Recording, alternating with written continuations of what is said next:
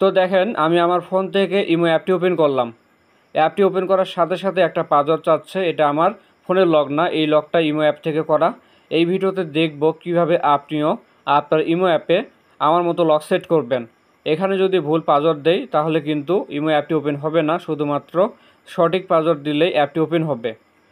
আমি আপনাদেরকে শুরু থেকে দেখাচ্ছি কিভাবে আপনিও আপনার ইমো অ্যাপে এই লকটি সেট করবেন। সবার আগে ইমো ওপেন করবেন। ইমো ওপেন করার পর আপনার প্রোফাইলে আসবেন। বাম দিকে উপরে প্রোফাইল ফটো আছে, এখানে ক্লিক করবেন। ক্লিক করার পর দেখুন সিকিউরিটি অ্যান্ড প্রাইভেসি অপশন পাবেন, এখানে ক্লিক করবেন।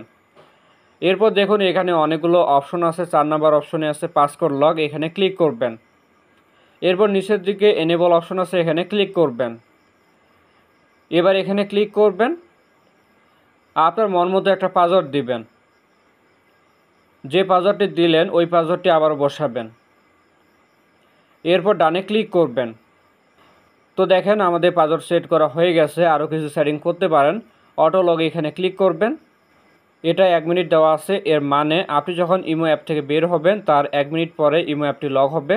যদি এভরিওয়ান দেন তাহলে ইমো অ্যাপ থেকে বের হয়ে আবারও ইমো অ্যাপ ওপেন করলে লকটি দেখতে পারবেন। আমি আপনাদেরকে দেখাচ্ছি। অ্যাপটি ওপেন করলাম। তো দেখেন এভরিওয়ান দেওয়ার কারণে প্রতিবার ইমো অ্যাপ ওপেন করলে এই লকটি শো হবে। ভুল পাসওয়ার্ড দিলে ইমোর ভিতরে যেতে পারবো না।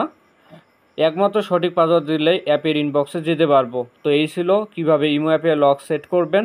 আমি অলরেডি ইমোর অনেকগুলো সেটিংসের কাজ দেখিয়েছি, আপনি চাইলে সেই ভিডিওগুলো দেখতে পারেন।